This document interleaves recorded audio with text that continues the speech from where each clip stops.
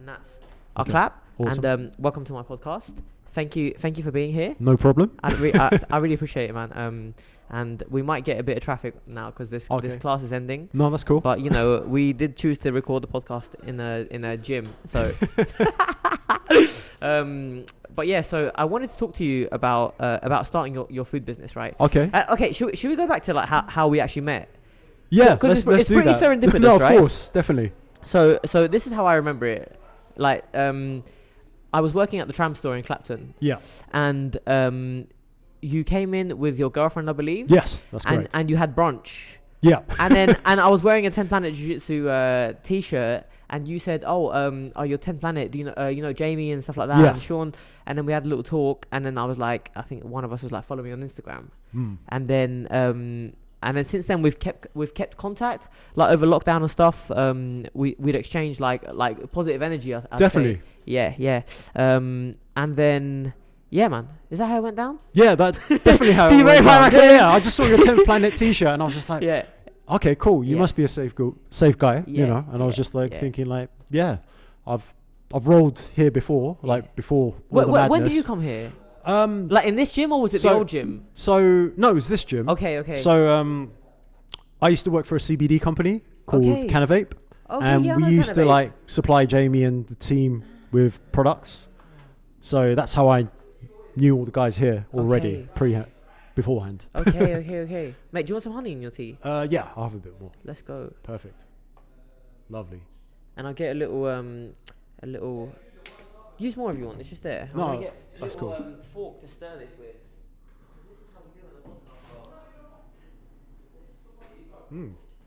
So this is It's got a unique scent. This is Greek mountain, like wild mountain sage, which is full of like antioxidants. And good for virility and Yeah, good for what? virility. Virility. You know what? It's funny you say that. Probably, if it has magnesium in it, it's good for virility, right? That's true. Yeah, that's nature's like steroids, I guess. Magnesium and zinc. Yeah, or you can go for like the horny goat weed and all those. What's that? I'm not too sure. It's one of those Jamaican things, right? Okay. But then there's also things like shilajit. Do you take that? Yeah, I've got a guy, my friend, who's actually set up his own business called The New Natural. Okay. And he sells like shilajit. That's basically it's sourced from Siberia. Okay, that's the one I get as well, sourced from Siberia. So it's good stuff. You just mix a bit with your herbal tea in the morning, and it powers you up. Do you know what I do? I get the shilajit and I put it under my tongue, basically. Oh, so you take it like sublingually? Yes. Almost like the drops. Yeah, for like yeah. CBD. Yeah, and I stick it to like the roof of my mouth and let it melt, and I feel like it has the most intense flavor ever, man. It does, because it's just like, untouched, Yeah. dirt from And like from the minerals. mountains. It tastes like metallic. It tastes like it's got like copper in it and stuff. And it's almost like licking a battery, and it's like metallic. But also it tastes kind of like see that, guys? It tastes a bit like a bonfire or something, like from like burnt ash kind of something like that. intense, Yeah. like from a like what do you call it, bonfire night? Yeah, like a bonfire, right? Or like burnt wood or something. I think it's great, and it's got loads of minerals in it, right? Definitely. Do you know Irish sea moss? Yes. Yeah. That's a buzz at the moment with everyone. Yeah, Everyone's like, oh yeah, Irish moss, 102 minerals and so forth. But I think you need to take it over a period of time before you actually get the benefits. Yes, for sure. So Yeah. Is someone trying to get in? no, I think they just shut the door. What is it like? It's like a 3-month kind of thing, right? I guess so. Yeah. Yeah. So tell me how you came up with like the idea of your business, the concept, and everything like that. I guess I'd have to go probably to the source, because like my mum is a chef. Okay. So I actually grew up in a family business where my parents owned, restaurants, cafes, did the catering business. So it's like already built in within me. Yeah. And it's almost like, I guess I had growing up a bit of a challenge where I didn't want to cook, like I enjoyed eating. Yeah. I enjoyed like, trying all the amazing food that my mum could make, and, having like several chefs on tap, and I could have like, Asian, I could have like Filipino, Japanese, Chinese, which was cool, Amazing. And those days I was like so big boy, just eating everything. Oh shit. Before jiu-jitsu. Okay. How old were you when you were like a big boy, would you say? I think. Was it when you were kind of really young? Not really. I was always just, I guess I got big one year when I went Canada, and I just ate everything. Like I stayed with like family for like 3 months. Yeah. And it just fed me great. And then I came back like close to like 120 kg. Wow, that's crazy. And then it was just insane. But I was just eating, and then my cousins from Canada, they were just like taking me to the gym, and then I was just like, just doing weights and stuff. Okay. But I was just bulked, you know, like. Okay. You just just wham. Okay, so your parents, so your family was like in the restaurant industry. Yes. Awesome, and you grew up within that. Yeah. Were you working at a young age, like working within Pretty the much. business? Like my mum made me sweep when I was like 5. Yeah, so I was always around in the kitchen. So standard, you know. So funny. Just like Asian parents, just like, yeah, you got to do this. Yeah, and you and have like, to. I want to play. yeah. And it's like no, or it's like your friends at see you later, Mr. Sabir. See you later. Have a good evening. You know what? I relate to that because I grew up in a Greek family. Obviously, my dad and his side of the family, they've always like we've made our money through hospitality, right? Like so restaurants, cafes, that kind of stuff. And my dad worked in his father's restaurant from when he was a young boy, like maybe 5 years old, oh 6, my gosh, 7. that's like exactly like my mom. Yeah. My mom was just like working with her mom in the like family restaurant, just like making desserts, and yeah, it was just mad. yeah. And grow up through that and then work and essentially inherit the business, right? That's kind of the path that befalls a lot of people that are born into this kind of family. Like for me, it was like an expectation that I would inherit my dad's business the way my dad inherited his father's business, you know. And it's like kind of you carry on the legacy, and I feel like it's a well-meaning thing. It's like to pass on that tradition to your child, because what tradition is almost like a cloak that you can use against the chaos of the fucking world, you know. No, definitely. So it's like, here you go, like you can have this business, you can run it, you can make money, you can survive, and you can propagate, and you can make a family and pass on our family DNA, right? That's what's at the heart of it. But at the same time, it can be kind of suffocating to a child that, you know, was born into it for whatever reason, doesn't want to do it. And then at least in my family, like when I tried to break away, there was a lot of resistance, man, because I would always go back in the summer to help my dad. Okay.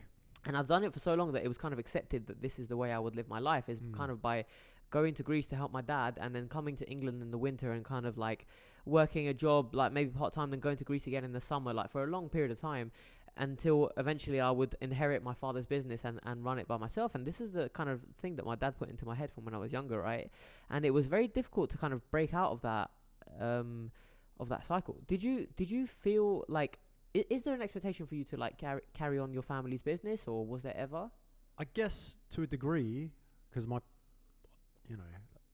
parents, they worked really hard, you know, and from looking back, you know, it does have like value, because it just gives you this independence and freedom to do what you really want to do, you know. And as I've gotten older, you know, doing several different kinds of jobs, I kind of realized like certain things didn't really fit, you know, and you can leverage all the things you want to do, you know what I mean? Because there's so many parameters that stop you from actually living your dream. And even at this kind of like chaotic time, you know, I guess this is like the time for people to grow, you know what I mean? And really test themselves, you know, bound to the unknown, and, you know, just tap into the genius that's already inside you. So in one sense, it's like, I'm kind of honoring what my mom's good at, and at the same time, she's like pretty much my contractor, where I'm like talking to her like, oh, is this right? Or you know what I mean? Just like little skills. So is she having input in the business in some way, like recipes, or like? I would say, like when it's scaling up, like cooking larger batches, like she's the kind of sauce, like to kind of like, because I don't want to fuck up. So cool. Sorry, can I swear? You can just don't say cunt. Okay, that's the only one. I'm joking. That's another Peter Kay joke where he's like, now we are, you know Peter Kay, right? The comedian. Was that a character, or was that his actual? Because he played in some kind of sketch show, or I can't remember what it was, but he was playing this TV reporter, and he's like, now we are live, so don't say fuck or bugger. Joker. Oh, hilarious, man. But yeah, so she's kind of like instrumental in when the operation like comes to scale. It's because. You know, because she's done that. That's her kind of like forte, right? Yeah, and she does it like instinctively, like, you know what I mean, like just natural. Is your mother still working in, like, does she still run her own business and stuff? Or no, she doesn't. No. Okay. So that's I guess one of the things that made it difficult. Maybe I didn't transition earlier into kind of cooking, but I've always been cooking. Like I love to cook for like people, friends, family. Yes. You know, so it's always been within me, and I enjoyed like the process of like sharing good energy with people. Yes. And I guess with like this idea of like meal prepping, it's just sharing a good vibe as well. And I want to share it to like the jits community, you know what I mean? Because at the end of the day, the jiu-jitsu community has given me so much, you know, even though I've already done it for like just over 3 years. Yeah. It's funny how that works, isn't it? Because it's kind of like a unanimously held sentiment that, you know, people that are involved in jiu-jitsu, they feel like it's done so much for them, right? No, definitely. And it's true. You see, like I see it on the psychological level. I see people transform when they come, like the first day they walk into the gym, and you know, maybe 2-3 years down the line, you see 2 different people emerge. Definitely. You see people come in as almost like, you know, hardly even men yet. You know, you see them come in as boys in some respects, and suddenly you see their faces change. You see their confidence level go up. You see them like handle themselves properly and pursue different things. One of the amazing things is like it shows you as well that if you can, so you understand how to succeed in jiu-jitsu, and then you take that and you apply it to succeeding in other areas of life, right? Definitely. And it's the same thing. There's no secret. It's like, who are the best guys in your gym? It's the guys that turn up every day and train more than anyone else, right? That's so true. It's the guys that dedicate the most time to it. Now, if you were going to start a business, if you were going to do anything, the way to assure success is to put a lot of effort into it, right? Definitely. Yeah. Because you're not going to get better on just like 1 day a week on jits. Yeah.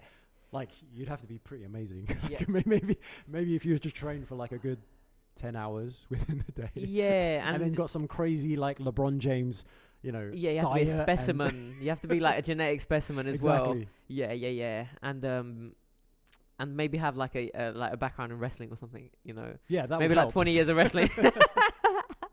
Yeah. Yeah, so that's interesting. So the way I started my business, right? Go on. So I was working at the cafe that that we were talking about. I really love the person that owned this place, and we were always kind of like, we were short-staffed. It's hospitality. You're always going to be short-staffed. You're always going to be overworked, and you're always going to be relatively underpaid, you know, for the amount of effort that you're putting into it and stuff. I mean, I think the wage itself is not like, the market reflects the wage. It's not like the wage is some kind of arbitrary number given to oppress the hospitality staff, you know, because it's like, this is what your labor as a hospitality worker is worth to the market at the moment. It's between £10 and £12 an hour. Yeah, it's actually gone up since Brexit. There's more demand for hospitality workers because a lot of people went back to like their native countries, so like Italy, Spain, and stuff like that when things were uncertain. So they and since having returned, so that it's left a lot of spaces open in hospitality. So what that does is it drives up the wage, right? So that's kind of my point, is that, you know, I was getting compensated okay, you know, but still there's only a certain amount you can make being an employee at that rate, you know. You could work like that. That's not, because that's one of the things about, you know, we were talking before about conditioning, and that's one of the things that that people hold in terms of conditioning. It's like you go to school and you're told that if you want to be successful, you have to get a good job. That's true. But the thing is, like, the richest people in the world don't have jobs. Like really rich people, they don't have jobs. That's not how you get rich. You they got the Jeff Bezos money. Yeah, or like someone else, you know, like you know, because you don't get rich by getting a salary. You get rich by getting sales and scaling your sales, really. That's true. Or by acquiring kind of assets and then allowing their value to accumulate and selling them, something like that. That's really, because it's like you're leveraging your money, right? Whereas if you're only getting paid, say, £150 an hour, you're only going to make £150 an hour every hour. You know what I mean? But if you're in sales and you're selling like trinkets or something, you could have a day where you sell 1 billion of those. You're up like a crazy amount of money. That's how money is made, right? No, definitely. Like, so, I learned a lot when I worked for the CBD company. You know, every business now is like automated, right? So if you use things like Amazon Pay and all these new systems, it just, you know, takes your mind off things where you can focus on other things to, you know, showcase the business even further. You know, so all those kind of things, like that was an eye-opener, being like an operations manager for a CBD company. Okay. You know, so then that was just like, whoa, I learned a lot. And then my friend, Andros, who's the guy for marketing, who basically connected Canavape with Polaris, And then, you know, we sponsored the event. Amazing. That was amazing. That was an amazing time. That's where so cool, man. I actually presented the championship belt to Fionn as well when she fought. What's her name? Way. The Brazilian Matsuru. Yeah, the pretty one. Gazari Matuda. Yeah, that's the one. Yeah.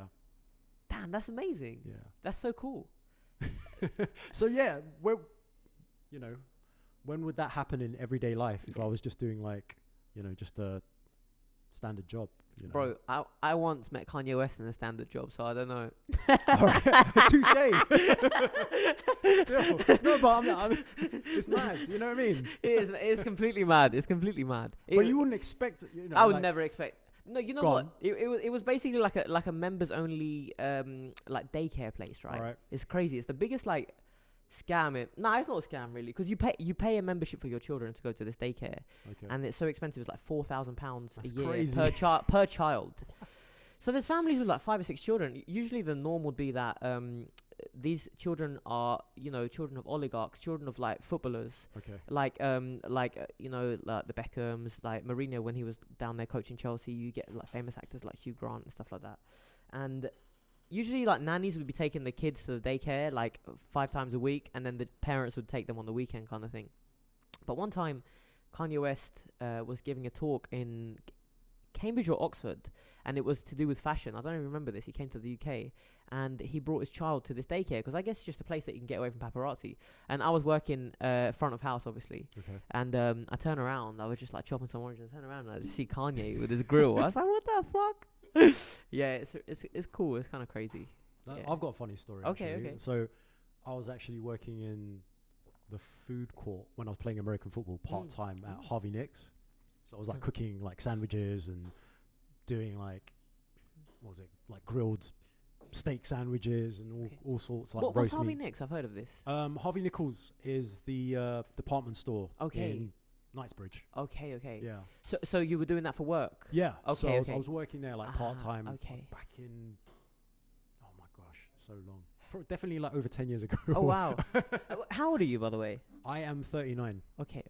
Nice. So, yeah, the funny story was, everyone was going crazy, all the stuff. It was like, oh my gosh, Beyonce's in the building. Yeah. And then, obviously, they've got a rule where if you do see Beyonce, you can't talk to her. You know what I mean? Just let her enjoy her shopping because they've basically closed the whole floor. Okay.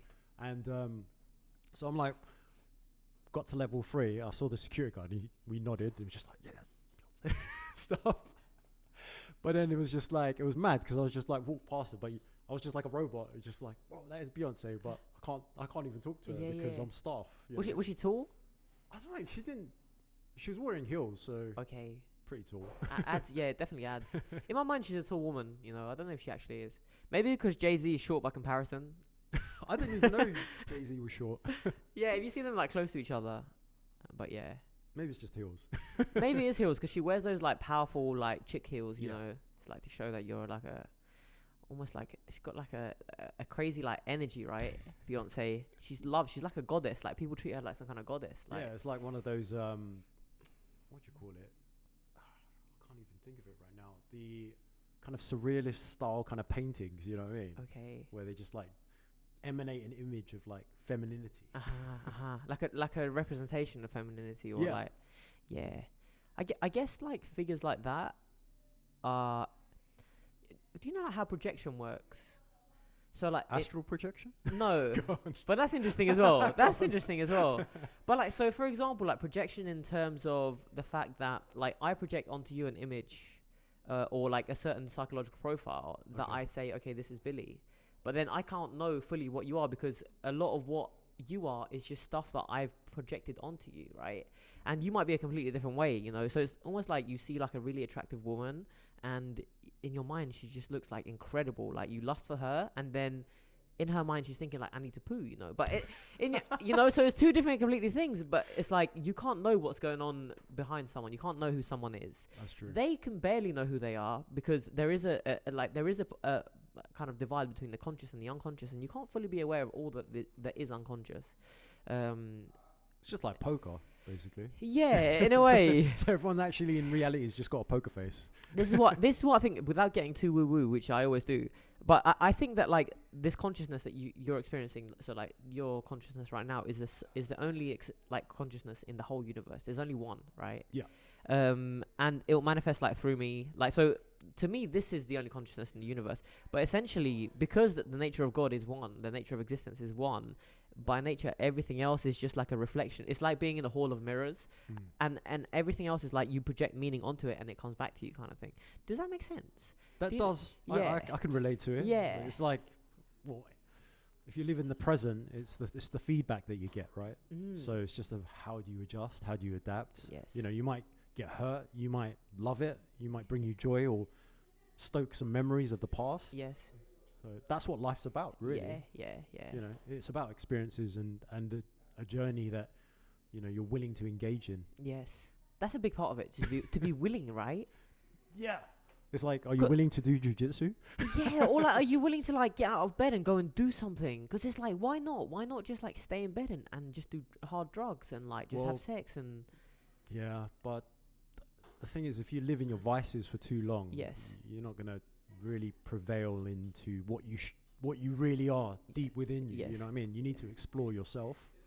You know, otherwise you'll just be stuck on Pornhub, just jacking off. Like, but the thing a lot of people are, to be honest. I know. Well, the thing is, people just don't know how to source their energy. Yes. You know, harness that energy and recycle it for themselves. Yes, yeah, it's so true. It's so true. You know. It's almost like, let's support the NoFap community. Yeah. I don't know. Well, to a degree, yes. I think there are benefits. I'm not saying that you don't have to like knock one out. You know what I mean? Like, or make out with a chick or date. Yeah. Fine. You know, enjoy your life. Yeah. But responsibly. Yeah, for sure. Don't be the bareback king. You know, no, you can't do that. There has to be balance, right? Yeah, otherwise you're going to have too many baby mothers and you're not really going to be the person that you want to be. Yeah. This is something that I heard about, like dating apps and what they've done to like the sexual marketplace, right? Go on. And what you have is like, you have the minority of like really attractive guys, right? That get the majority of like interest from the women on these apps. So it's like that 20% of the... Yeah, 20% gets access to the 80%. Yeah. It's so fascinating. And it kind of like messes up sexual dynamics. I think for me, like, have you ever tried online dating before? No, like I haven't. And stuff? I haven't. I'm old school. Okay. I'm just like, shotgun, I like you. Okay, I'll talk to you. Yeah. I mean, that's such a better strategy for like, at least for me, it has been a better strategy for finding people rather than just like meeting them online. And there's so many places people can meet, you know, women or men. Like, you just have to, you know, just put yourself out there. It's very true. Because if you're stuck on an app all the time, all you're doing is just like swiping. Yeah. It's just like a news feed. And it's kind addictive. of taking the danger away from kind of approaching someone as well, because there's always that danger of rejection that you kind of, you know, you have to overcome. You have to be like, you know, I'm gonna ask her to hang out. You know, I'm gonna make this move. And there is a chance that you might get rejected, and that can be so crushing. And I guess that's what turns you to fucking Pornhub, because that's like all the reward without the risk, you know. No, I can see why the younger generation would love, you know, be so drawn to it. Yes. But even older men as well, you know what I mean? Because it's a kind of release. And at the end of the day, if you don't know how to harness that kind of primal energy to something more than just, you know, happy tissues. Yeah. That's the thing, because that's the thing that's useful about NoFap is like, you conserve that energy and conserve, not conserve. So you conserve the energy and then you can use it. Like, have you ever read this book called Think and Grow Rich? Yeah. So there is a point in it where he mentions this, right? He talks about like harnessing your sexual energy and not like, I think he said, I don't know how he phrased it, but he essentially said like, don't waste your seed or something, because this is like your creative sexual energy can be put into like manifesting things in the world. Yeah. I kind of firmly believe that to be true. It's like when athletes, they won't bust a nut before before a fight or an event. Competition, right? Yeah. I think that there is truth to it. Because like, you know, if you've kind of had an all-nighter with the missus or your girlfriend or like or you're dating and you know living a kind of wild life, and then you've got a big competition, you're not really going to have that kind of energy, you know. It depends. You know what, it can be like, if you have someone that you really love and you kind of like you're not having sex the way you would with someone that you're just plainly physically attracted to, because you know it's easy to get into that, you know, you act on lust rather than some kind of like deeper emotion. And sometimes that can be really fun, and it's a way to pass the time, you know. But like to have sex with someone that you truly love, and like to feel those like that intense electricity from your connection, and like even after like you bust, right, you have such a rush of like oxytocin and like de-stressing kind of hormones that can probably aid in your recovery and make you a lot happier and make you a lot like looser maybe. But I guess you don't want to do that like 5 minutes before your fight. You don't want to do that in the locker room before the fight, bro. That's dangerous. But like, I don't see why not. Like 2 nights before the fight, maybe even. Well, everyone's different, you know. Yeah. Like, I guess we probably put these top elite athletes at high regard when they're like, no sex before like the UFC, you know, heavyweight championship of the world. Yeah. You know. Yeah. Like, I get it. You know. Yeah, we kind of expect these athletes to be like kind of like the super discipline is something that we really like kind of admire in them. And then I think this is kind of how projections work, because you know that someone is disciplined, you assume that they are ultra disciplined when they're perhaps not as disciplined as you imagine them to be. Thank you. Do you know what I mean? Yeah. So I guess there could be like Instagram, you know, everyone will show their best side. Yes. You know, yes. to a degree. And it's the same time, it's like a top elite athlete is a brand, right? Yes. So they want to maintain good face because they're sponsored by Nike, they're sponsored by all these, you know, top-notch brands. They don't want to lose these contracts, right? So yeah, it's true. So it makes sense. It's just playing the game. Yeah. Did you see Novak Djokovic's whole drama thing that happened? So basically, this is because you don't watch the news, and I commend you for that. Go on. Because all it is just like basically Novak Djokovic is a really controversial figure right now because he flew to Australia to compete in the Australian Open, but Australia have really strict vaccination laws. Okay. So I don't even know if they're out of lockdown yet. They might be, but they had like one of the longest lockdowns and everything. And it kind of is like the most totalitarian manifestation of the COVID measures that have been in the last kind of 2 years have been found in Australia. So he entered without his vaccination, and he went to play in the ATP, but they stopped him at the airport, and I think what happened was he lied on his visa. Somehow he lied on his visa, and they were going to grant him an exemption to play without his vaccination, but then they rescinded it the moment he arrived. So it was like a big fucking, I don't know, like debacle, you know. And they kind of made a martyr out of Djokovic in some way, and they kind of like they were talking about not bringing him into the country because he would be a model for anti-vaxxers, you know. He would encourage, or discourage the uptake of vaccines, so they didn't want him to be to enter the country and play, because it would show that it's kind of one rule for one person and another for everyone else. My take is that everyone should just have the freedom to choose, you know. That's yeah, everyone's got free will, you know what I mean? Yeah. We're put on here to do your will, you know, and you're not always gonna please everyone, you know, in anything you do, you know. Yeah. You know, like even when you're growing up, people would be like, oh no, you can't play this.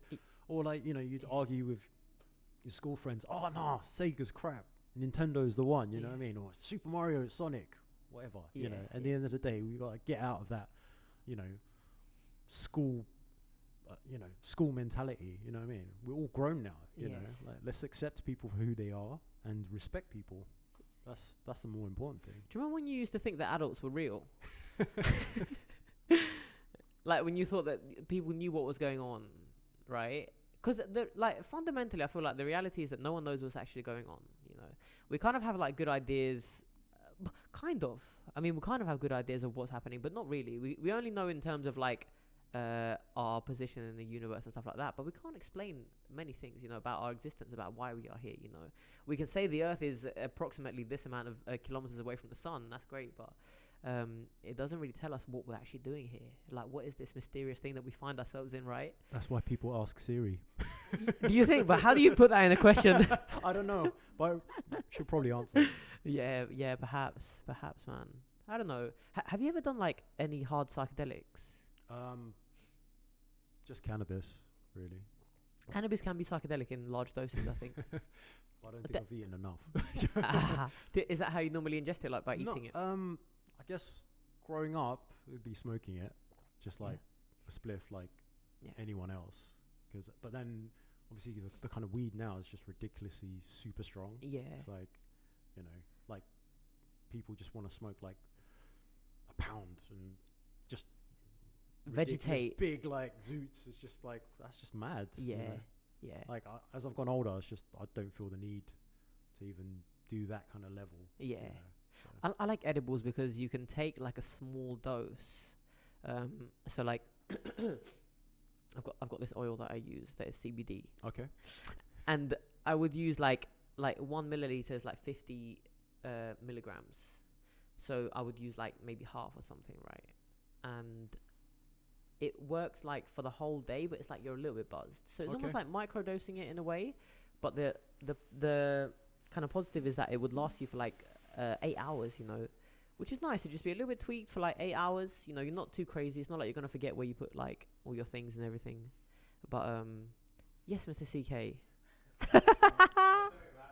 No, mate, CK is one of my most consistent guests on the podcast.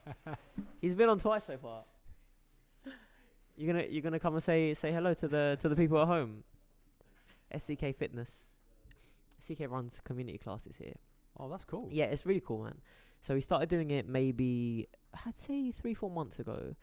Because the gym is kind of like a charity as well. So they do a lot. I didn't know that. Yeah, cool. they do a lot of community projects. So this is just like a free fitness class for the community, essentially. It's pretty cool, man. Just giving back to people, giving back to jiu-jitsu, like, yeah. That's just good energy. Yes, like, that's the important thing. Like, you know, when people always like, oh, I'm chasing money, I need this, I need that. It's just, you put yourself in the kind of space of wants, and then you're lacking.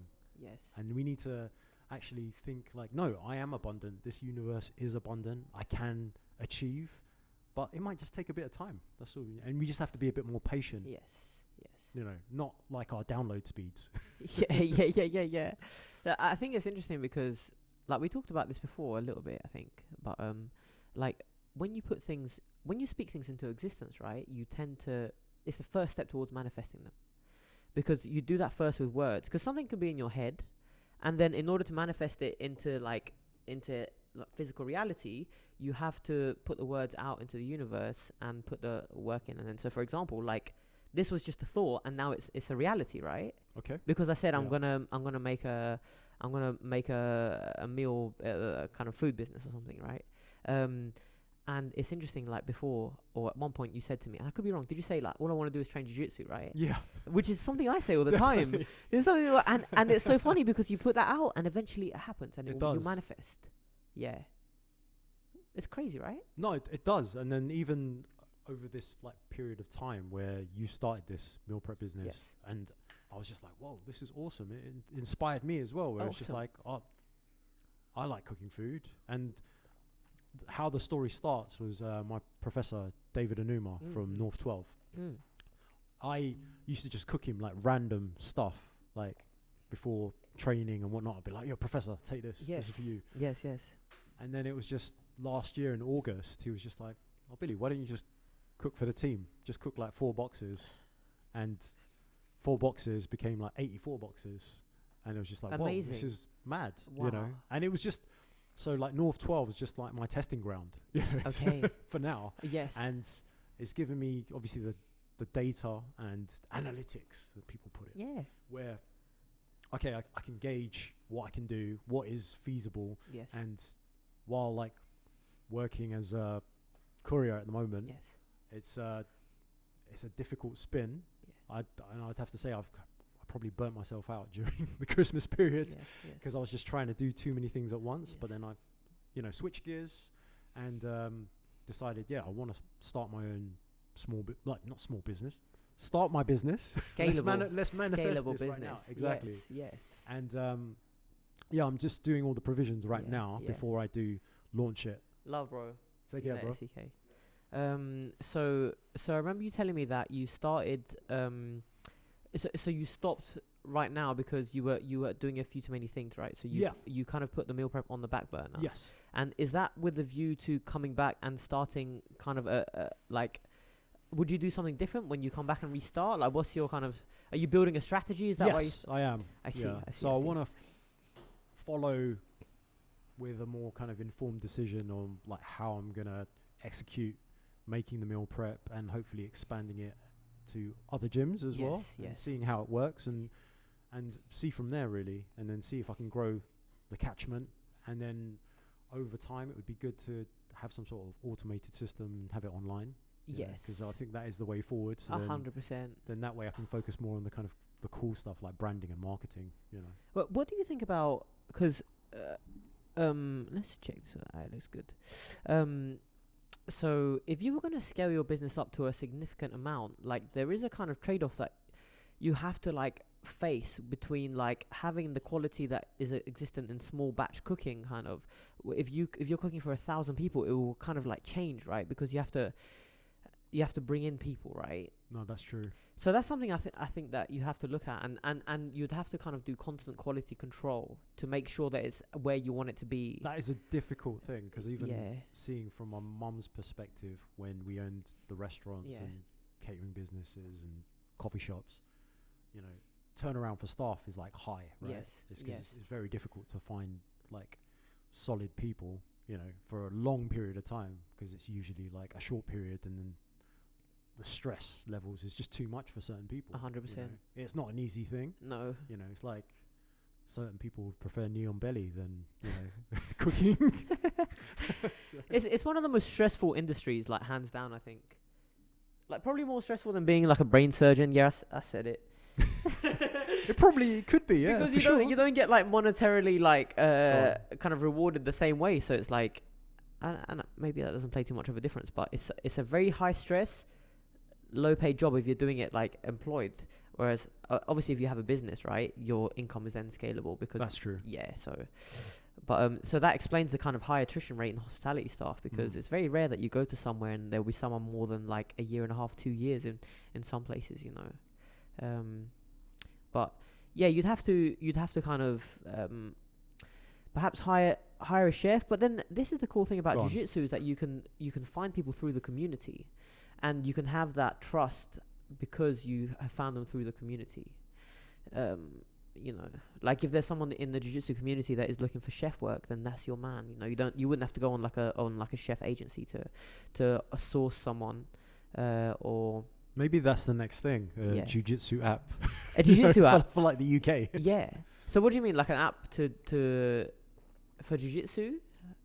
Well, I guess, I don't know, this is just more like brainstorming right now, so it's just really raw. Okay. It's like beta version 1. It could be like most of these kind of like work apps, freelancer kind of things, where, for example, people who want to get to living that jiu-jitsu dream of training every day, but then still earn a form of income, doing odd jobs here and there. Yes. Maybe that could be done. That could be done. I feel like that happens in most gyms. Like we have guys here that have companies, and maybe they need like laborers and stuff like that. So there'll always be work going for. It's usually the younger guys that have kind of like gone into competing kind of full time, and they need a bit of money. But perhaps they stay at home, so it's not like they're that pressed. So they just need to make just enough to kind of pay for comps and stuff. That's true.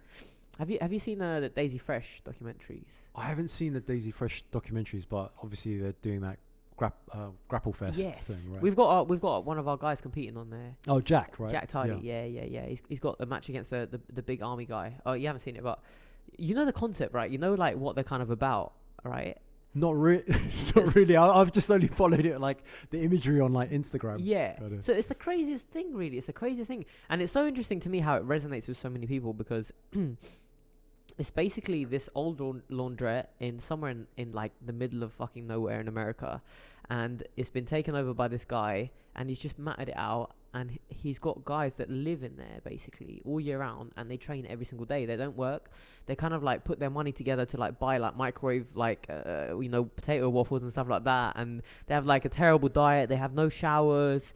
Their mats are falling apart. It's like a really gristled, like raw kind of training ground. Okay. But they've given like there's a guy that's there from Australia. He just like moved from Australia to live in this place and to compete in jiu-jitsu, and it's such a crazy thing because these people have truly like completely dove off the fucking cliff into jiu-jitsu. You know what I mean? It's not like they're like, oh, you know, I'm gonna do this, but if it doesn't work out, I can do this. It's like they're fully into jiu-jitsu. Well, it's become like a special ops, right? It's just only a set amount of people. Yeah. And it's just like, look, we're gonna do this. Yeah, but it's a crazy thing because there's no guarantee of success. You know, there's no guarantee that they won't, and of course, touch wood, but you won't get some kind of injury and then not be able to fulfill your dreams or something. So it's a very, very high risk but high reward kind of a maneuver, right? And it's a ballsy one as well, because it's like a lot of people just settle for some kind of like security, you know? And these people are like, no, I'm going to go and live on no money and just live in a gym and train. It's crazy. Yeah, that's like, it's inspiring though. It's to very try something different, and you have to be very brave. 100%, 100%, man. Yeah. I think that's why it resonates with so many people, because I think so many people that do jiu-jitsu, they wish that this is something that they could do all the time, and you know, some people, they do it as a hobby, and that's cool too. But I certainly felt when I was working, it's that time that I wasn't able to go to the gym because I'd be at work. It's like time wasted because I could be learning and improving jiu-jitsu. Oh, definitely. Right? It's like a lot of the time, even any other job I've been like, since discovering jiu-jitsu, half the time my head's just thinking like, oh yeah, that transition. Yeah. Oh my gosh, that was so good. And like when you watch back at like footage of yourself and you're like, oh man, I just reacted wrong there. I could have evaded, you know, that head snap and then not ended up in the guillotine. Yes, yeah, so true, man. So you train at North 12, right? Yes, that's correct. And where is that? That's in North Finchley. Okay. Yeah. And was that the gym that you started training at, or did you move there? I started in Urban Warriors. Okay. They're based in like Vauxhall. What happened was, so the two guys I worked with, Andros and Tyrone, they both did jiu-jitsu. Okay. So like working for a CBD company, we actually had mats in the office. Even at times when we didn't put the mats down, we'd be like drilling on the hard floor. That's sick. That's so sick. You know, and every morning, like Monday morning, me and Tyrone would have a talk where it'd just be like, our kind of critique about like training this morning or what we did wrong or how could we improve. So it was just a good vibe to be around, you know. So yeah, training with like Tyrone at Urban Warriors definitely like opened my eyes. And then also my friend Andrew, who just like was like paving the way, you know, of just like showing me this whole different world. It's like, what are these guys doing on the floor? Like my first Polaris, like Polaris 5 that we sponsored, it was just like I was so puzzled. I was just like, what are these guys doing? Like, I don't know. But then as soon as Andrew was just like, oh dude, you should come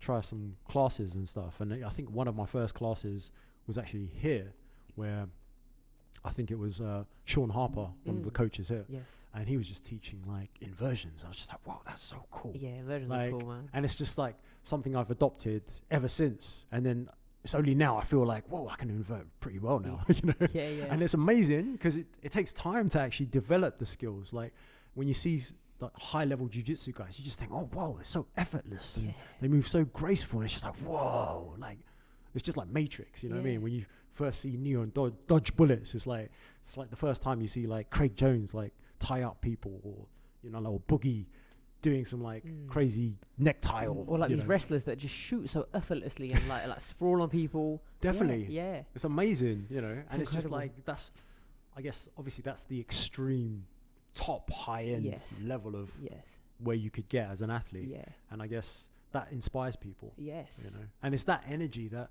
makes people want to do jiu-jitsu.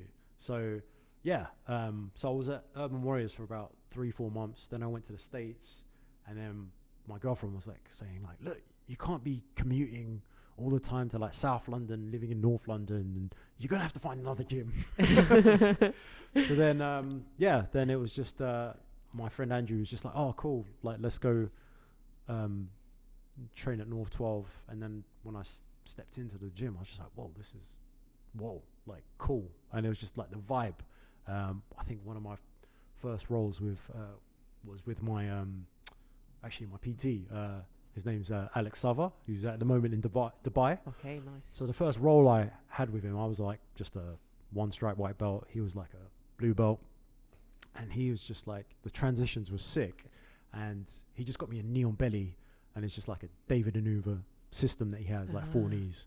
And And all of a sudden he got me in the armbar, and I was like, whoa, because I was just so stunned. I was just like, whoa, this is happening too quick. Yeah. And it was just like, I was just like, whoa, that was crazy. Like I was just like, I had respect for him at the same time. I was like, whoa, that was amazing. Yeah. But then at the same time, I was like, my ego was bruised. I was like, what the fuck? Yeah. What happened? And then now he's like my PT, and yeah, man, he's like. So is he Greek? He sounds Greek. Yes, he's Greek. Yeah. He's a good guy. Shout out to Alex Sava. Yeah. It's funny when the ego gets bruised and you don't have the skill to do anything about it. So you're like, I'm just gonna go harder, and then exactly. You end up like tied up again. You end up with like white belt death grips. You know what I mean? And your forearms die after 5 minutes. You're just like, oh man, jiu-jitsu's hard. Yeah. Until you discover like, oh, let me use my hips and legs, and it's just like, oh, yeah, my fingers are more alive now. The fingers suffer in the gi a lot. That's the problem. Definitely. Yeah. Luckily in no gi we don't have that, because you just do like loads of just like overhooks and like and gable grips and stuff like that. Like you wouldn't just grab like that. You might grab someone's like wrist or something, but in general, like grabbing their fucking gi, and like I think that's so bad. You see all these guys with really bad arthritis on their fingers. Yeah. Have you got anything? My fingers are your pretty fingers mashed really up. Bent there, bro. But that was actually from my cousin from Germany when I was younger. Okay. We were in, I think, Bournemouth or Margate, somewhere down south, for the summer when we were younger. And I was a really naughty boy. I basically made these kind of like wet sand balls. Okay. And like just made them super tight. And then I'd dash it in her face. Like just heartless. Jesus. And then I'd be running like laughing. And she caught me, and then she just grabbed my hand. Oh shit. So this is like jiu-jitsu, pre-jiu-jitsu. Aikido, bro. Aikido. Yeah. Because we weren't on the floor. Yeah, okay. And then she just like, and I was like, So she literally just broke your finger? She broke my finger, That's crazy, bro. So that was mad. That's crazy. So that was probably like my first experience of real pain. Yeah, fuck it. Who was that? Did you say that was your sister that did that? No, my cousin from Germany, Nicole. Okay. But she's cool now. Shout out to Nicole. Cool. That's so crazy. I mean, look, she kind of like did what she had to do, right, in that moment. Self-defense. Yeah. And it's like setting a line. It's like, look, I don't appreciate that. Yeah. But don't mess with like bigger cousins. Yeah. When you're still small. Man, my sister was only a year older than me. Okay. But she used to like, when I used to piss her off, she used to like tie me up. Like one time I remember she had me on the bed and she had like my arm behind my back like a policeman, bruv. Whoa. And it was basically a kimura, and she was like pushing it up further and further up. And I was like screaming in pain, and luckily she let me go. But that's crazy. But now I just like beat her up just to assert dominance, you know. Okay. No, I'm joking. Or you don't show jiu-jitsu to your family, or you be like, whoa. No, you can't force people. I think it's really overwhelming for some people, jiu-jitsu. You know, it's like overwhelmingly close and personal.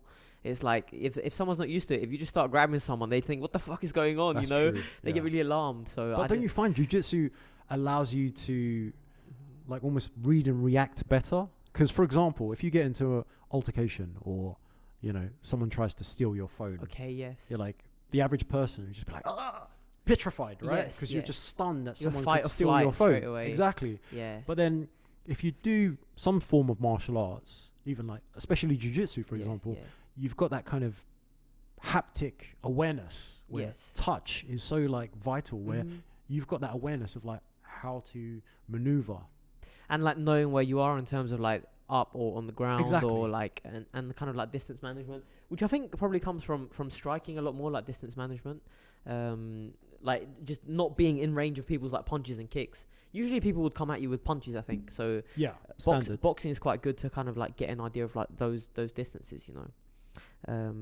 I have definitely taught my sister, like taught her jiu-jitsu, but I wouldn't just do it on her. Like on my friend, like when I first started doing jiu-jitsu, I'd be keen to like show my friends and stuff, and like we would always play fight, and they'd always think that they could beat you, you know, and then you just end up like tying them up.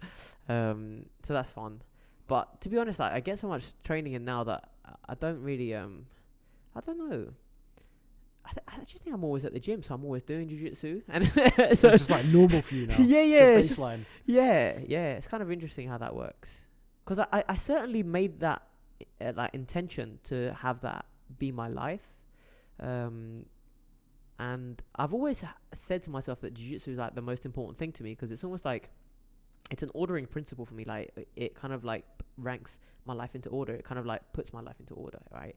Because if I have jiu-jitsu at the top of that and becoming better at jiu-jitsu, then I know that if I do something that's kind of really self-destructive, it's gonna affect my ability to train jiu-jitsu, right? You know, whether that's like, you know, staying out late and doing drugs and doing stuff like that. So for the longest time, jiu-jitsu has been the thing that I've cared the most about, but for a while I did not put an honest enough effort into pursuing jiu-jitsu, so I kind of was half-assing it, man. And I had but you get those times, you know. Yeah. I mean, it was interesting to me because it was kind of a reality check that I said to myself that this is the kind of thing that I was in London. I told myself in order to do jiu-jitsu, and I was training like once a week, and I was like, man, this is not good enough. So then I said to myself, right, from now on, let's go 4 times a week, right? And then at that point I was able to build on that and then go 5, and then now I'd just train every day, you know. That's beautiful. It's so cool, man. It's the best. I always feel so lucky when I'm on the way to the gym and I've got my tunes on or something and I'm feeling good. I've just had a coffee and I'm just cycling, and I just think to myself, like, this could be the last time I ever do this, you know, like the last time I ever get to just come and, like, for my work, I come to the gym and chill, like, with all my friends. It's a crazy thing, man. But that's a beautiful thing, you know. If you've got it, keep it. Yeah, man. I'm lucky the way my life is. Like, I don't have any obligations in terms of like children or anything like that, so I can be at the gym all day. Like, I can go work like in my kitchen and make this food, and then bring it to the gym and sell it here. So for the moment, I'm just so grateful that this is going the way it is. I think if I continue on this path, I could do like amazing things in jiu-jitsu. Like, I think I could compete at like the highest of levels, and that's certainly something that appeals to me a lot, you know. Go for it, man. Yes. That's the energy that the world needs. That's it, bro. That's it. You need to inspire other people to do jiu-jitsu, and yes. you know, that's what I want to do as well. Like, yes. part of the idea of like meal prep is just like I've been fortunate to be exposed by good food from my family. So why not share that with other people? Yes. And I see the opportunity of meal prep as fitting one of those facets of the trifecta. Good diet and training, right? So that's jiu-jitsu done. If they can fit those 2 slots, they can work on sleep for themselves. Yes, yes, 100%. And that's it. 100%. You know, if people can have that, then you can do it all. You know, and we want to inspire other people who, you know, work in the daily grind. You know what I mean? That might only have a certain time to train, but they want to, you know, even win medals in comps. Like, why not? Yeah, 100%. You know, it's, you know, and you inspire other people on your team. Yes. You know, and you also did competed in that Soul Taker. Yeah, that was event? about in the summer, I think that was. Okay. Yeah, in August. That was cool. I'm really grateful that the guy had me on there. I ended up losing my match, actually. It was a really entertaining match. And I got ankle locked in it must have been like the last 10 seconds. There's no actual like digital time display on the thing, so you can't see.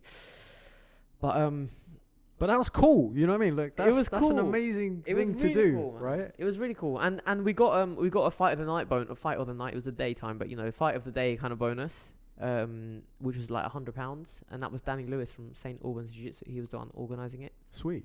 On behalf of his like apparel company. So Soul Taker is like a brand, like a sports brand. Yeah, I see he's like sponsoring athletes and stuff, and they're like kitted out, right, from head to toe. Yes, yeah, man. That guy's that's cool for the community. It's amazing, know? man. Like, it's that giving back that we were talking about, right? Yeah. Definitely. Like, you know, like, I guess, you know, you were saying about like hospitality. There's not much like money if you're like employed into like the food industry. But the thing is, there's other things. It's not just money. It's we have to think of energy as the kind of key component, because, you know, like when you get feedback, for example, I'm sure like, you know, if your teammates were like, oh, yo, Alex, man, that box was amazing. You know what I mean? Yes, like all of a sudden when you hear that makes you want to cook more for people. It's fuel, right? Isn't it? Exactly. It's energy, yeah. And it's the same thing. It's just like, so true, man. You know, you might have a hump, like you were saying, you know, you weren't feeling your jiu-jitsu for a while. Yeah. And, you know, someone could say to you, like, all of a sudden, like, you know, on the corner of their eye, they've been watching you for like 3 months. They're just like, yo, dude, your jiu-jitsu's like amazing. Like, but not at that point, because the reason I say that is not like I'm being too hard on myself. Right. It's like a genuine like divergence between what you say you want and what you do. Okay. And for me, that's very fucking important, because if you say I want to be a good husband and then beat your wife, it's 2 different things, right? Definitely. So you have those things have to align in order to kind of I don't know, like make the most of your life, you know. in order to like unlock your potential and like be kind of like what you can be, you know. So that's the only reason I say it. It's like I see guys coming up to me now and they say they want to like they want to compete and they want to get really good at jiu-jitsu, but they can only come twice a week. Okay. And it's like, yeah, that's cool. I mean, it's a good way to like maybe start and stuff, but there's no other way to get good at this other than to do it all the time.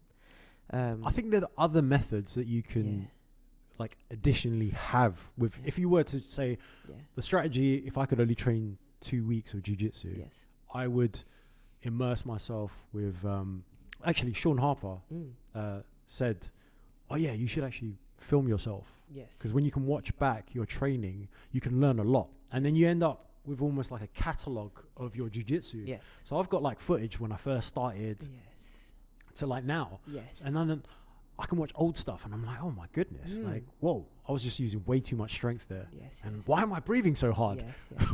Why the death grips are not like releasing?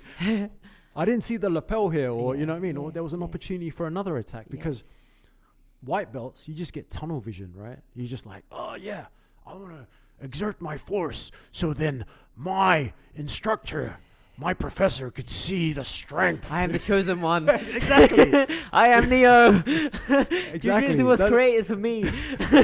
That's what people see when you first start. But then it's like, what I've done now is like, okay, I've become a blue belt, and everyone's like to me, oh well, yeah, that's well deserved, you know. Yes. And I was like, okay, cool. Yeah. But then for me, it's just like, yeah, it's a cool achievement. I'm not disregarding that. Yes. But then I've tried to experiment with, okay, cool, let me just use less energy and strength. But then to a degree, that's kind of gone into my downfall in the past couple of months, because I've had a rib injury, finger injuries, ankle. Is that related to your change in kind of tactics, do you think? I guess so, to a degree, because I think when I first started, I was just more like pressure passing and just using a lot of strength.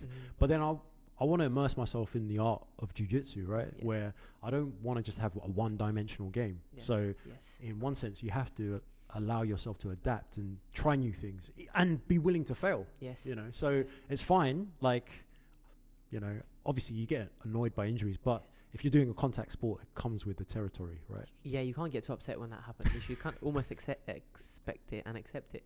But I like what you said about wanting a kind of complete game or kind of well-rounded game, because there are some guys that are really good sort of guard players, but they'll reject wrestling, you know, they won't wrestle. And for me, like the ultimate like blueprint for like a grappler would be someone like Gary Tonin. So like really good wrestling. Agreed. And really good like jiu-jitsu wrestling, to where he can go from wrestling into a submission straight away, you know what I mean? Yeah. And good story posts. Yeah. Really good. If you follow Gary Tonin, you'll know. Yeah, you'll definitely know. But yeah, I like his style a lot, because it's not like you're gonna face Gary and you're like, oh, you know, I'm gonna beat him by leg locking him, and it's like, well, he's really good at leg locks. It's like, well, I'm just gonna wrestle him, and it's like, well, you probably can't wrestle him. Take your back. So it's kind of like you present such a big problem for someone. The problem with this kind of goal to having your jiu-jitsu like this is that it takes time to hone this, because you're trying to advance in all these different areas, and you're, like you said, you're going to go through times when you're playing a new game and you just have no idea of the kind of territory, and you kind of get smashed every day. But it's exciting, like, because the thing is that you just have to give yourself time, you know, like, rather than say, you know, like a news feed where it's instant, where you get that instant gratification. Yes. It's more or less like, be realistic, like, let's see it in 6 months, even a couple of years. That's when the magic's going to happen. 100%. You know? 100%. And that's the same with everything. You kind of have to just like delay that gratification and kind of wait it out, and then you get it. But yeah, I mean, it's easy to get a game right and get really good at that game and stick to that game and hold on to it for dear life, and never go to like, say for example, if you are like for example a really good open guard player or something, then you'll never try to wrestle. So then if someone pulls guard on you, then you have the kind of situation that Robert Deagle was in with Camille Wilk and Polaris. I don't know if you saw it. Do you know Robert Deagle? He does the Instagram Oh, videos. yes. Yeah. All the leg locks. Yes. Yeah. So he's a great guard player. He has like really good inversions and like Candy Basami and all this kind of stuff. And then he faced Camille Wilk, who's a Polish black belt. And he's very good as well, and he's a guard player, so they both pulled guard in Polaris, which I think under their rule set is acceptable. And you just had this match where both athletes were just sitting on their butts, kind of like not doing anything, you know what I mean? Just trying to get underneath each other's legs, pummel legs. and it kind of makes for like a boring kind of match. So you should be able to kind of like switch it up if you need to, you know. That's just my personal thing, because it's like Robert Deagle was an artist, and you know that I fully respect him, and I learned loads while watching him. And he's got his own style, and I can't say that's the worst style or the best style. I can't claim my style is the best style or the worst style. But you have things that you like. So like if you're a musician, you choose what style of music to make, you know. Yeah, definitely, because it resonates with your heart and passion. Yes. Bro, let me get my hoodie because it's a little bit chilly. Yeah, no problem. Yeah, I'm good.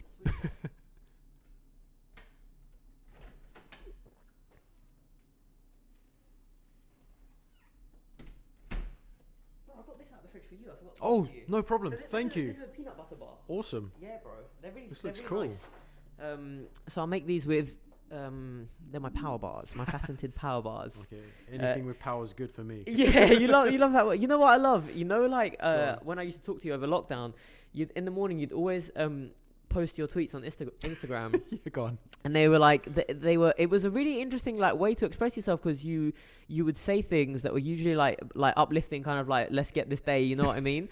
But you would use emojis to like instead of words. Do you remember that? Yeah, that's probably the artist in me. Yes, because my background is in art and architecture. Okay. So I like to just be very visual. Yes. In all the things I do. Yeah, that's really cool, man. I really enjoyed those, man. Oh, thanks. Yeah. Do you still do that? Do you still post it? I haven't done any of that, but recently I've been doing like little notations when I'm on standby, where I've been like making notes about visualization, manifestation, and just my thoughts, you know. I guess from listening to all these kind of podcasts, like Brian Scott has just kind of like opened the next level timeline to my world. Okay. And what kind of things have you learned from his podcast? I guess it's just to be kinder, more open, you know, and don't be so hard on yourself. Being willing to switch gears in the moment and live the moment more, you know, and not live in the past and future, because you'll suffer, you know, unless obviously the past like was nostalgic moments where you're just like, wow, this was a great time, like, you know, revel in that. That's fine, you know what I mean? Because that's good energy that you can springboard off. Yes. And, you know, like obviously we all have aspirations in the future, and you know, we all want to do well.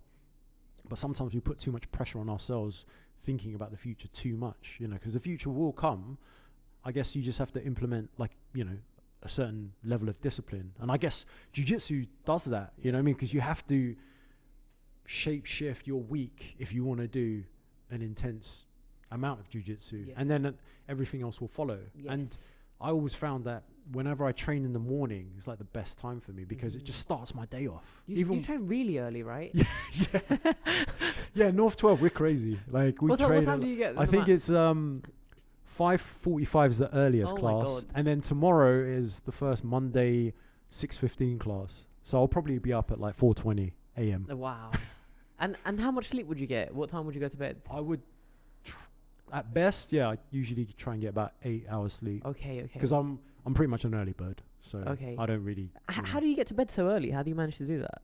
I have to use like earplugs and an eye mask as well, so it's like pitch black. Okay. And then my yoga teacher, her name's Rain Mather. She's really cool. Shout out to Rain Mather. I go to like one of her yoga restorative classes in Angel in Frame. And then she teaches like these like really cool techniques of like just closing your eyes, tilting your head, you know, your head slightly down, and like just allow your eyes to sink in the sockets, and then you just like lay in peace, and it really does like calm you down. And I find that method really effective before going to bed. And her classes were awesome, because it's a good transition from, if you're doing like jiu-jitsu like us crazy guys like 5-6 times a week, you need the opposite. So like yin yoga and something that's like restorative, where you're not moving and allowing to calm yourself down, you know, helps, you know. So it's a kind of meditative kind of yoga. Definitely. Because we don't really need to do a vinyasa, because we're already doing like how many movements, like, you know, what was it, Ido Portal says like, I can't remember, well I've got the numbers wrong, but he was like saying like the average person doesn't really have that many movement patterns compared to, say, a contemporary dancer. Yes, yeah, very because true, a contemporary dancer true. will move in all different shapes, like, oh, I'm in the Matrix, oh no, yeah, I'm in the club, backflipping. yeah, exactly. Yeah. So I hear you.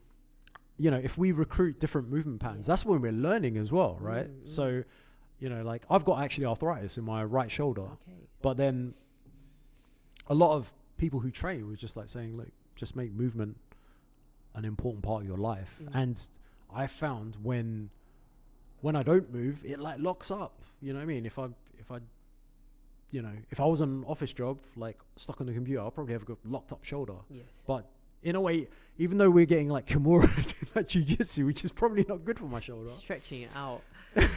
It's, you know, it's, I find like I just feel more alive. And, you know, even like people like jiu-jitsu and, you know, all those kind of like YouTubers will like say like, yeah, you know, like I want to use up my body, you know what I mean? As long as I can. And that's what I want to do, you know what I mean? Like live for longevity. Yes. To do jiu-jitsu in older age, you know, because then that would be amazing, you know. Faraz Zahabi talks about that. He says about how you should not max out your heart rate every single session. So instead, what you should do is train all the time, but with a kind of like lower intensity. So instead of reaching a 10 out of 10 every session, which, you know, through watching like Rocky montages and stuff, we think is the way to train. You just make his knuckles bleed.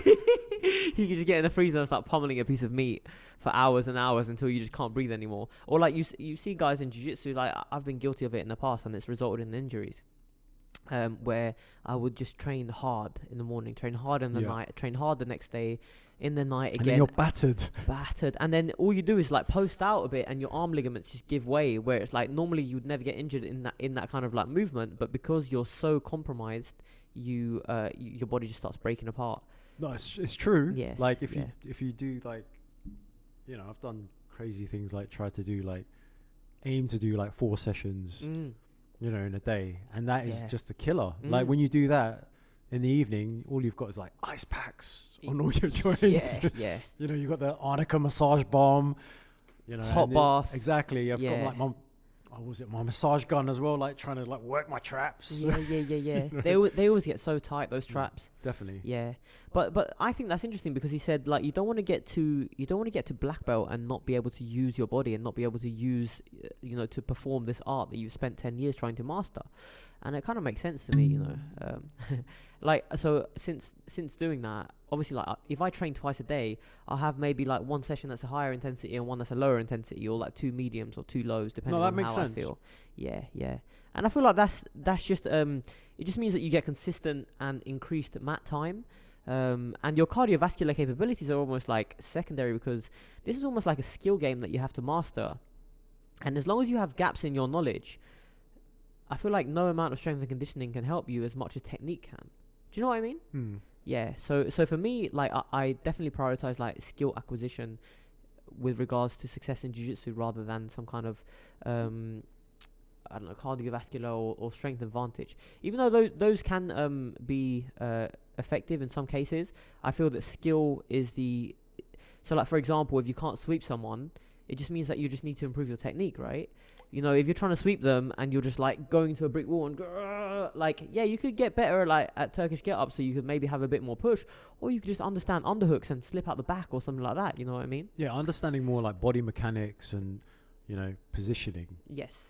Is more highly effective, you know, because like a lot of the time, like warm-up drills, even as a white belt, you just think, what am I doing? Yeah.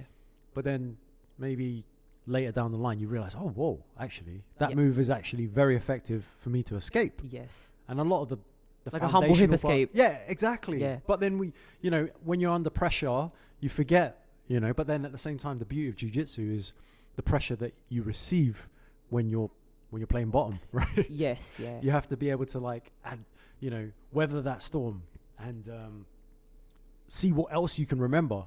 Or even at times where you're kind of getting X-choked or whatever, you're just like, okay, what do I do now? Yeah, it's good to have like a way, like a direction that you want to get out of the position that you're in, right? But so you start to build those movement patterns, right, over time. And like you were saying about skill, right? It's having that skill and awareness to realize like, oh, okay, I recognize that move. okay, I can do this. Yeah, and I've drilled the escape so many times, and your body will just kind of do it.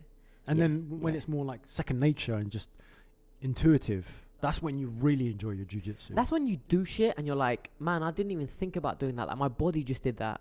You know what I mean? Like, no, definitely. When you just react to something and it's too quick for your mind to make that thought. That's what they say about Major League Baseball batsmen or batters, I guess they would call them. But apparently the speed at which the ball comes to them is so fast that it's like it's not like a conscious decision. It's almost like their brains compiled data of all these balls that have been thrown at all these angles, and they kind of make it. Yeah, right? Since they were a child, that's insane. And they kind of like make an approximation of like where they would like hit the ball at what height the bat would be, and you know, some like most of the time, I guess they're correct. It's kind of incredible, but that just comes from just like constant repetition. It's like an AI that's just constantly becoming more and more intelligent. I'll tell you what. You know, Steph Curry does like those amazing like half court shots. Yes. So like during the period where like no one could go out and train, I actually found this basketball court local to me. It was just I remember the videos you uploaded. They were really cool, man. And I just thought to myself, you know what? If Steph Curry can do like half court shots, 3/4 length shots, I can do it. And okay, the first, what was it? Couple, maybe like 50, 60. They weren't going in. Yeah. It was just, I was just like gauging distance. Oh, it's too much power. Oh, it's not enough power. Yes. Too many air balls. Yes. And then over time, slowly updating that database. Exactly. You gauge it, and then all of a sudden, there was a time where I was just like, okay, cool. Let me show my friends. Where I could just like do. And you could make the baskets? Yeah, I could make the baskets, like 3/4 length shots, and I was making them, and then my friends were like, "Whoa, shit, this is unbelievable!" Like, they couldn't believe it, and I just said to them, "Okay, guys, before we have lunch, you guys have to do the same." So I put it on them. Yeah. And they were like failing. But then when they saw me do it, it's just kind of like feedback that it's possible, and they started to believe it, and then all of a sudden, bam, they all did it, and it was like 4 of us. Then we went to our local like Jamaican joint and got a curry goat and rice. Yeah, that's awesome. I feel like that's, when you see someone do something, it affirms belief in you that it can be done, even if it's never been done before. And then you get this effect where, like, I don't know if you've heard of this, but there was the goal of the 4-minute mile back in the day, right? I believe I'm saying that right. So like a mile in the space of 4 minutes. Yeah. And it hadn't been done before, and it was thought impossible by human beings to be done. And one person did it, and then after that, everyone was doing it. But before that person did it, it was thought impossible. And then since he did it, other people saw that it's possible, and then everyone did it. So it just, you show people kind of what's possible, right? Which is kind of interesting. I don't know why we're talking about that, though. Because your friends were watching and seeing that it's possible to do it, right? Definitely. Like, so then they start to believe, Like, bro, basketball is a cooler sport. Like, we can shoot hoops one day if you want. It's so as an alternative. I haven't practiced. I would love to be good at basketball. I'm not willing to put the work in that it requires. Fair enough. But I would just love, like, for one day to live the life of like a pro basketball player, right? Imagine you just like it's just it's incredible. Like, well, you got a decent court in like UEL Sports Dock. Like, maybe one day we could like hire it, and then we could live that dream. Yeah. I just want all the glory without having to put the work in, basically. So I want to go there, like have the cheerleaders, like the fucking, all the fans, the lights, and like score the fucking dunk and shit. Oh, that'd be awesome. I don't want to go to the court and play. You know what I'm saying? No, I'm joking. I think I would like it. It's just something that I'd have to put loads of time into. Yeah, it does take time. Like everything, man. It's like when I started skateboarding. This was like a couple of years ago. Perhaps it was during. So you like Jeremiah Vance? No. Like, because he was a skater. Yeah, but he's really good. I only skated for like 3 months or something, and then my board broke, and I hadn't gone to fix it. It wasn't lockdown. It was before lockdown, but I would go in the mornings because the skate park would be empty. So I thought, this is the best time. I don't want to get in anyone's way or like. Okay. And it kind of gives me a bit of quiet time to practice, and I was enjoying it, man. It was really nice. Especially like in the kind of like spring when like it's really sunny and like you get out there in the morning. It was really cool. But I saw the amount of work it takes. I mean, I saw the people that were so super advanced, and I knew that takes like extreme amounts of sacrifice. So it's something that if I had a skate park nearby, I would still do it, I think. Yeah. Have you ever skated before? I have actually when I was younger. Did you like it? I think it was like the period where it was Tony Hawk's skateboard video game. Okay, yes. When it was on the PlayStation. That was a cultural movement. That was. Yeah, man. that was insane. Yeah. It was just like, okay, I'm getting a skateboard, and then me and my boys went to like a couple of skate parks around East London because I'm originally from like East. Whereabouts in East? So I was born in Whitechapel. Okay. And lived just a small portion of time there, but majority of the time was in like more Manor Park, Ilford area. Okay. So nice. So what were you saying before that? Sorry. So yeah, when we were just like learning to skate and stuff, like yes, it was just an awesome time because it was just like, whoa, how do they grind? But then in reality, it's like, you know, like in Tony Hawk where you can grind forever. Yeah. You can't really do that in real skateboarding terms, you know. Yeah. It's like another level. But even to grind, you have to kind of, I never really mastered it, but yeah, just about did like an ollie and off like fun boxes and stuff. But I was trying to stay on the board basically. I just wanted to be able to go down ramps, or like if there was a bowl, I'd want to like be able to go round. And stuff. that's fun. That's really cool. There's some guys who would go down the bowl and like say it's like I think it must have been like 10 foot tall or something, like maybe even more than that. And guys would like, you know, you say the bowl is like that, you could go like a low circle around the bowl. Some guys were coming up to here, like right by the edge, to the point where they were like sideways. That's amazing. It's so crazy, man. And again, it just shows like it's just the amazing thing about human potential. It's almost like completely fucking limitless, right? It really is. Yeah, like there's no upper ceiling to it. You know, just believe in the fact that I can do this. Like even if you do fail, it's part of the process. Like 100%. Just be willing to fail, and then, you know, it's really the universe testing you. Like, do you really want this? Yes. You know what I mean? Yeah. And you fail higher and higher every time. You know, it's like, you know, there's no shame with like, you know, going to fucking ADCC and losing. It's like you got to ADCC, bro. Exactly. That's amazing. That's like, crazy. You know, the general populace. Like, there's only a small amount of people in the world it's the that 1% can do it. Yeah, right? Yeah, 100%. But I mean that truly in terms of like human beings and their potential. Like, there's no upper limit into like what we can do in terms of like I don't know, like intergalactically maybe, or like anything. Like human beings could do absolutely anything, and I think that's kind of incredible. But we could do more together. Like if people, you know, tag teams, like, or cooperation. Yeah, exactly. Or just like collaboration. It's an amazing thing, especially if people from two different disciplines can learn a lot from each other. 100%. You know, like there's a lot of things going on even with architecture where, you know, there's like scientists working with architects to kind of create new materials, you know, that are more breathable, you know, and more sustainable. So materials for like building or for clothes or? I'd say, well, for architects it'd probably be for buildings, but then the application for say so what fashion do you mean breathable? design. So like a wall that could like be porous in some way or something. Yeah, like that. like I guess you can't. I guess the thing is, it's always good to go back to the past because like the old, you know, materials are timeless, right? Yes. Like they're more low embodied energy, you know what I mean? And it's just like they're more kinder to the environment. It's like, for example, everyone's obsessed with like IKEA furniture, but that contains so many chemicals that's not actually good for the body. So like true. Even though it's like convenient to kind of like make it in 5 minutes, exactly. But it's mass produced as well. Yes. So, you know, that's part of the process. But people need that kind of awareness as well, where like not just what we put in our body, but the things around us affect us. I mean, consumption is not limited to just food, is it? It extends to kind of media consumption and you know, the fashion and all this kind of stuff, and just general consumption of you know, like spending, where you spend your money and stuff. But it's true what you say. We don't really think about what goes into making something because we just see it as a finished product at a price that we agree to pay, and then we get it. But like you said, there's like harmful things in these like there could be like chemicals, like plastics that you're breathing in from like your IKEA like coffee table. Yeah, exactly. Yeah. And toxins. You're just like, what the heck? Is that for real? You know? Yeah. Even though like it was more cost effective for you to buy, you know, but you know, give and take. You know what I mean? You just try and get that balance. Yeah. It's the same for clothes as well. Like a lot of stuff is just not good for your skin. It's just like. I'm pretty sure my clothes, because I think I haven't shopped for like the last 4 years, right? I just kind of like, I have clothes that they still fit. I'm just like, yeah, it's cool, you know. I just buy rash guards or something, you know.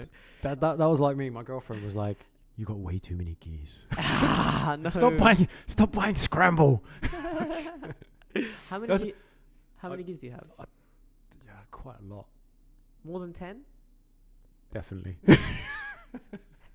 Less than 15? I think I've given away some. Like, if I retain them back, like, I probably have, like... That's probably, crazy. yeah, it's quite mad. Yeah, yeah. But then I can't wear them anymore because I'm not heavyweight anymore. Like, oh, they're from when you were heavyweight? Yeah. So, like, now I've kind of cut down to more, like, middleweight now. Okay. So I'm wearing more, like, A2Ls. So what's that, like 77 kg, something like that? I think I'm about 79 at the moment. Okay. Yeah. So, that's because I know it's, like, 82.3 for middleweight. Because I was competing last year for like medium heavy when it was like, I think it's like 85.5. Okay. So yeah. Okay. But it's all the cycling I'm doing as a courier. It's burning too many calories. Yeah. Do you find the struggle like to just like replenish and stuff? I don't know. I quite like, I guess I've always been quite a big guy before. Yeah. So, and then I guess now I just find that even my jiu-jitsu, like movement, mobility, everything else is like, just flowy more, like, which is quite nice to have because before I just rely on just brute strength, and you know, there's nothing wrong with that. It could be like useful to harness that. It's an attribute for sure, isn't it? Yeah, definitely. Yeah. But like speed, you know. Yeah. Yeah.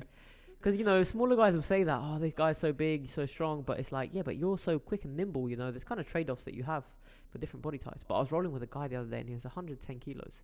My friend Taylor. Go on. He's so big, man. Like, I was playing guard, and I was framing like that. And he just, like, squashed it to the ground. Oh, Whereas normally, like, you can hold off, like, so much weight like that. Obviously, he knew, like, how to distribute his weight in order to, like, crush me. But man, he was so fucking heavy and so big to the point where, like, when I passed him and mounted him, my knees like couldn't touch the ground when I was on top of him. You know what I mean? Because he's just so wide and like tall. It's like I'm riding some kind of bull or something. Oh, mad.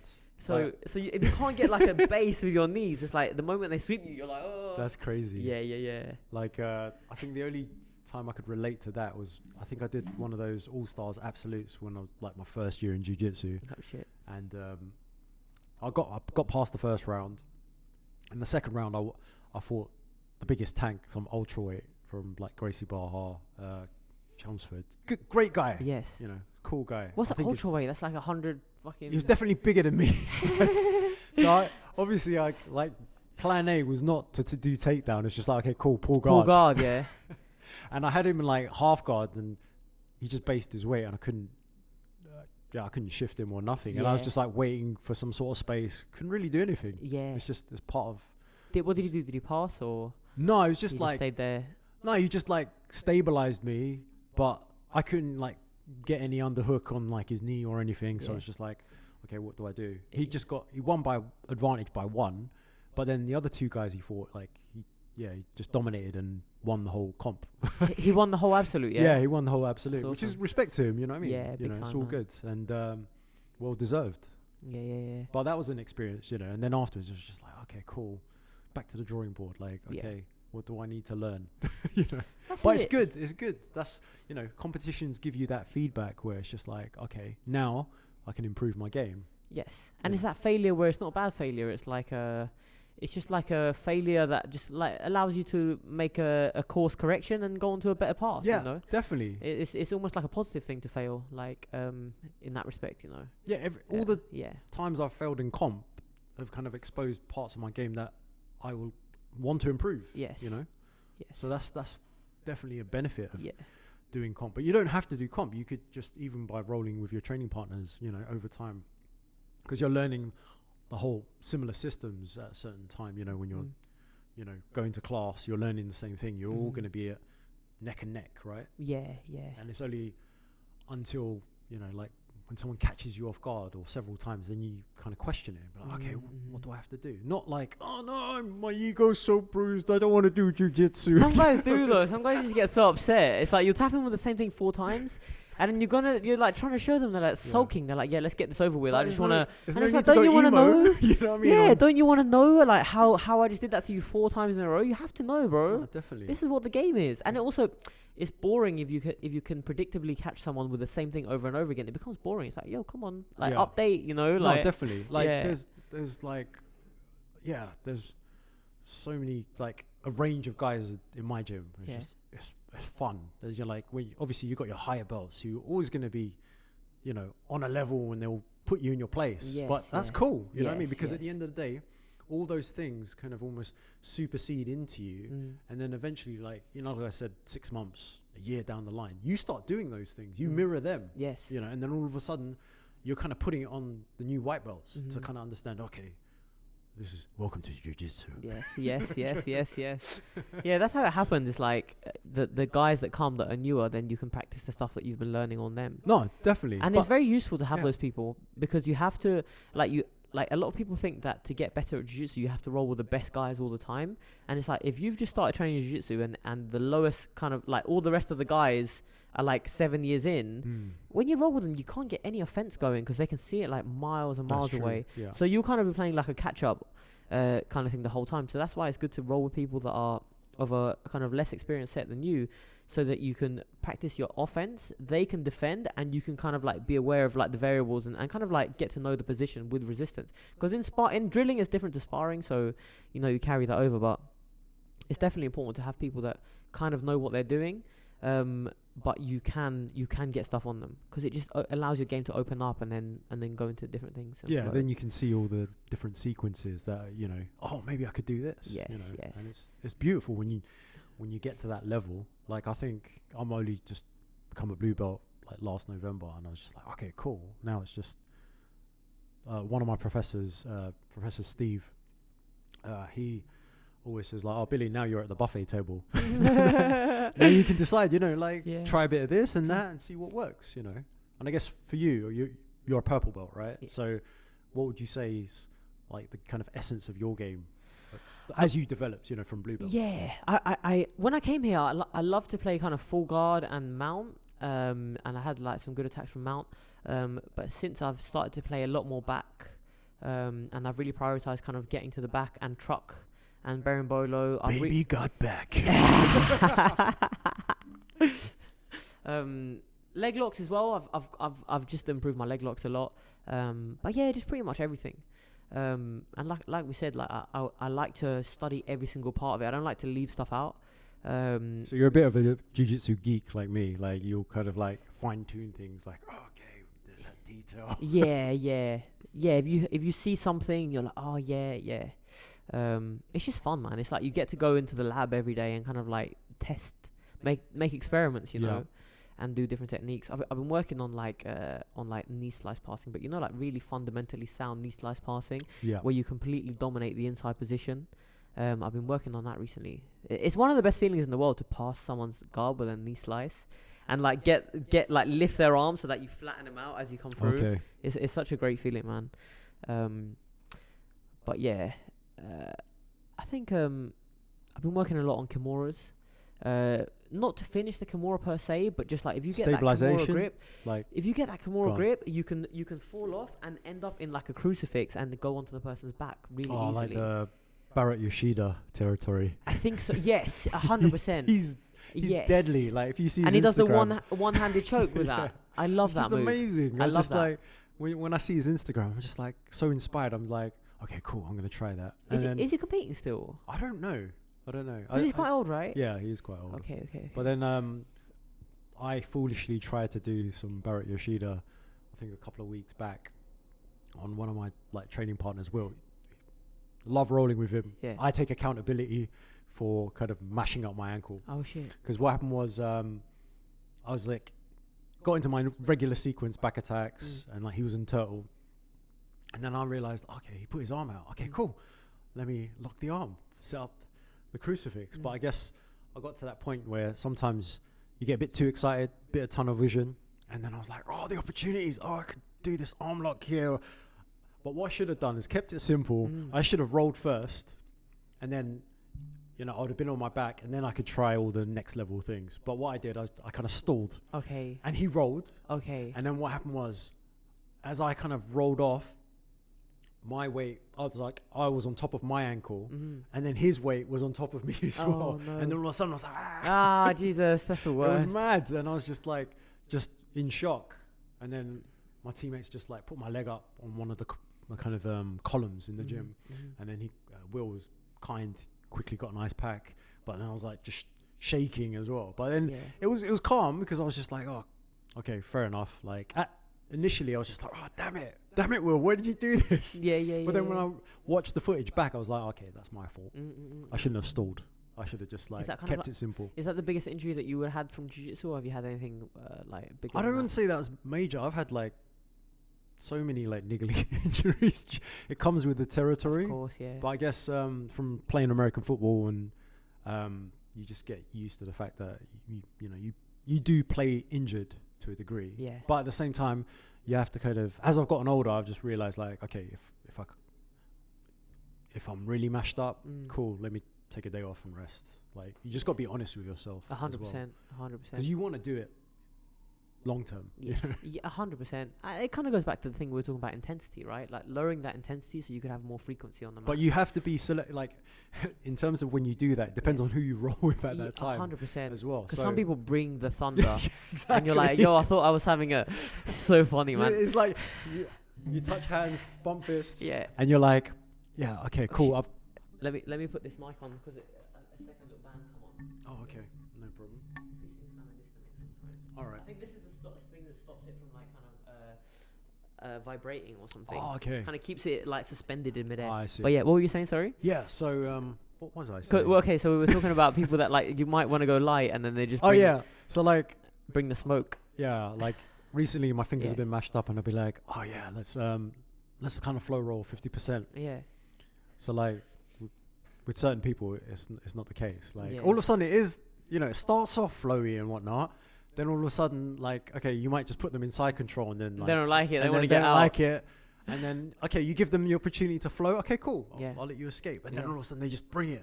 And I'm like, okay, do I switch gears now or like allow them to see what happens? But then I guess from that lesson as well, like you have to kind of protect yourself as well. Yes.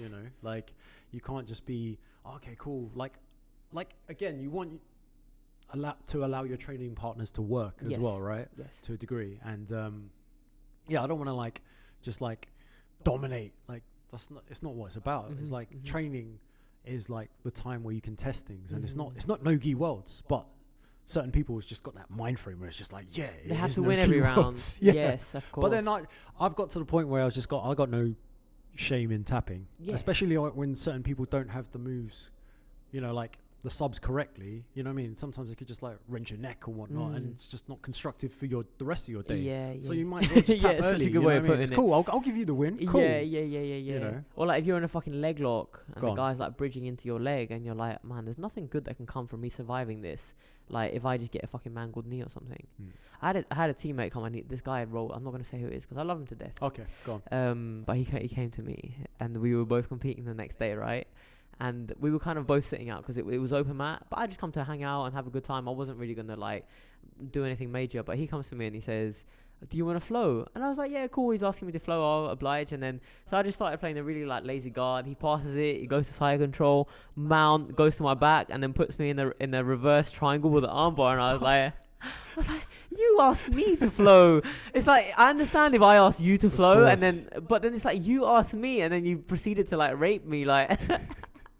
And I was like, here we go, and then afterwards I kind of had to up because the thing is I had to meet his kind of level of intensity. You have to kind of like meet them at the point.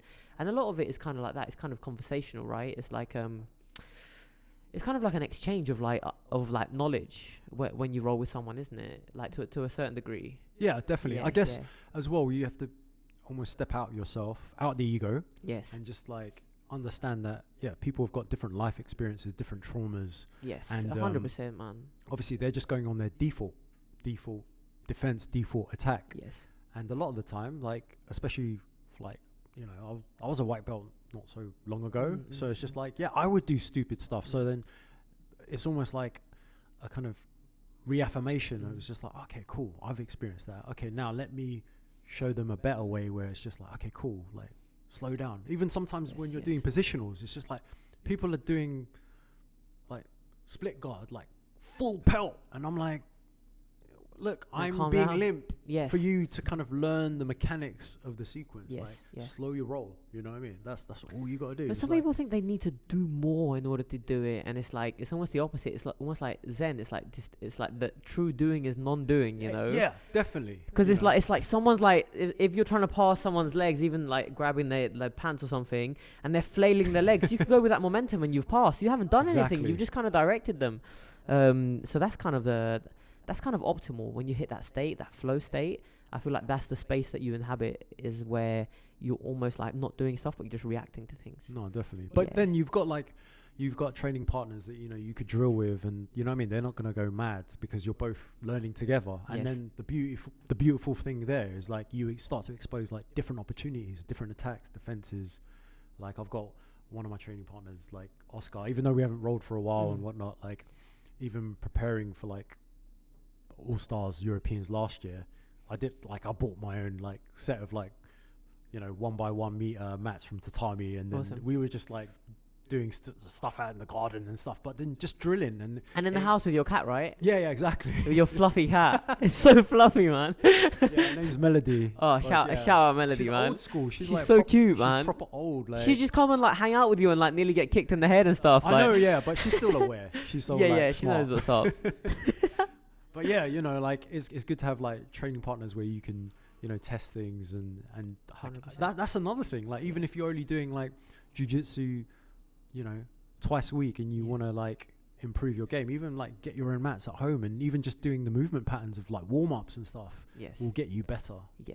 Like that's what it's all about, and those are things that are effective. And you kind of really have to immerse yourself in jiu-jitsu. Like when you go to school and you learn maths, like algebra, you won't be a master at it like day one, day two. You kind of have to do it for a set period of time, a good 3 months or something. Like it's the same thing with jiu-jitsu. Like if you start like watching jiu-jitsu like us on Instagram, oh yeah, that move looks so cool. I'm gonna try that. Yeah. Like it has to stoke some sort of passion as well, where you want that level, not just like, oh yeah, I want to be like that guy, but not actually go through